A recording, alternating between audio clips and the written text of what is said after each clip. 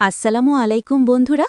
ভাবুন তো, একটা সংসারে যখন অন্যায়ের বিরুদ্ধে দাঁড়ানোই হয়ে যায় অপরাধ, তখন সেই লড়াই কোথায় গিয়ে থামে? আজকের এপিসোডে আছে সম্পর্কের টানাপড়েন, সাহসী সিদ্ধান্ত আর এক বড় চমক। আপনারা দেখছেন বড়লোক বাড়ির ছোট বউ গল্পের ৯০তম এপিসোড। ভিডিওর শুরুতেই দেখা যায় অহনা আর অর্জুনের মধ্যে তুমুল কথা কাটাকাটি হচ্ছে। অর্জুন সরাসরি প্রশ্ন করে অহনা এই বাড়িতে থাকতে চায় কিনা। অহনা শান্ত কিন্তু দৃঢ়ভাবে জানায় বিয়ে হয়েছে, তাই অবশ্যই থাকার জন্যই সে এখানে আছে। কিন্তু অর্জুন অভিযোগ তোলে প্রতিদিনই অহনা বড়দের সাথে ঝামেলা করছে। এভাবে চললে সে বেশিদিন এই বাড়িতে থাকতে পারবে না। সে আরও বলে পল্টু আর পিসিমণির কাছ থেকে সব শুনেছে। এ কথা শুনে অহনা কষ্ট পায়। সে বলে, অন্যের কথা শুনে বিশ্বাস করে নিলেন, কিন্তু একবারও আমার কাছে জানতে চাইলেন না, এমনকি নিজের মা বা বৌদিদের কাছেও না। এরপর অহনা স্পষ্ট করে দেয় সে অন্যায় দেখলে চুপ করে থাকতে পারে না, প্রতিবাদ করবেই। আর অর্জুনকে কড়া ভাষায় বলে, আপনি নিজের মাকেই ঠিকভাবে চিনতে পারেননি, তাহলে আমাকে কিভাবে বুঝবেন?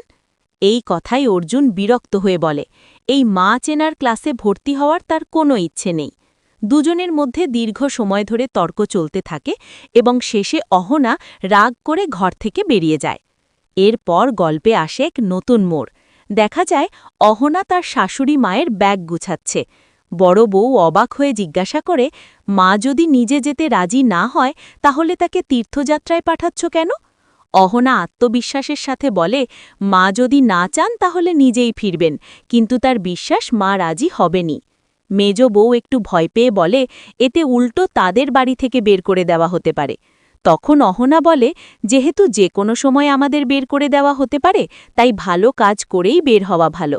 এই কথায় বড় বউ ভয় পেয়ে যায়, কিন্তু অহনা তাকে আশ্বস্ত করে ভয় পেলে এসবের মধ্যে না আসাই ভালো।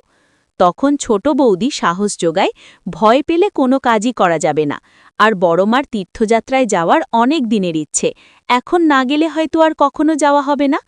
অহনা আবেগ নিয়ে বলে, এই বাড়ির কেউ মায়ের কথা ভাবে না, মা যেন শুধু দায়িত্ব পালন করার জন্যই বেঁচে আছেন, তার নিজের ইচ্ছা অনিচ্ছার কোনো মূল্য নেই। এরপর বড় বউ চিন্তা করে পিসিমা আর কাকিমণি জানলে সমস্যা করবে। অহনা যুক্তি দিয়ে বলে, কাকিমণি চাইলে নিজেও যেতে পারেন, আর পিসিমার কখনো তীর্থযাত্রায় যাওয়ার ইচ্ছে ছিল না, কিন্তু মায়ের আছে, এটা সে নিজে শুনেছে। তারপর অহনা জানায় সে মায়ের ব্যাগে সব টাকা গুছিয়ে দিয়েছে, যাতে সেখানে গিয়ে কারো কাছে হাত পাততে না হয়, কারণ তাতে মায়ের সম্মান নষ্ট হতে পারে। এই সময় বড় বউ প্রশ্ন করে, শাশুড়ির জন্য এত কিছু করছিস, নিজের মায়ের জন্য কি কিছু করতে ইচ্ছা করে না? অহনার চোখে কষ্ট ফুটে ওঠে। সে বলে, ইচ্ছে তো করে, কিন্তু তার মা এখনও আত্মসম্মানের জন্য নিজের মেয়ের টাকা নেন না, তাই সে কিছু করতে চাইলেও পারছে না। অহনা আরও বলে, যদি সে একটা চাকরি পেত, তাহলে অবশ্যই তার মাকে নিয়ে আলাদা করে রাখত। ছোট বৌদি তখন তাকে আশা দেয়, একদিন সে ঠিকই চাকরি পাবে। মেজ বউ আবেগ নিয়ে বলে, অহনার জন্যই তারা নিজেদের অধিকার বুঝতে শিখেছে, প্রতিবাদ করার সাহস পেয়েছে।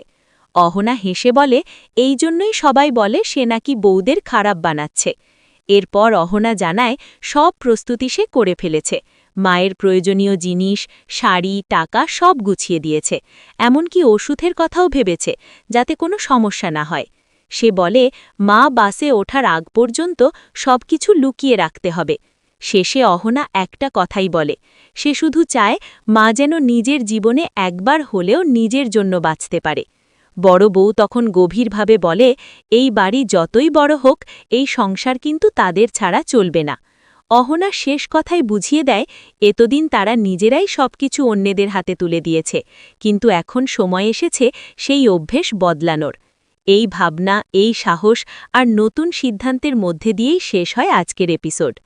আজকের এপিসোডটি যদি ভালো লেগে থাকে, একটি লাইক দিন, আপনার মতামত কমেন্টে জানান, আর বন্ধুদের সাথে শেয়ার করতে ভুলবেন না।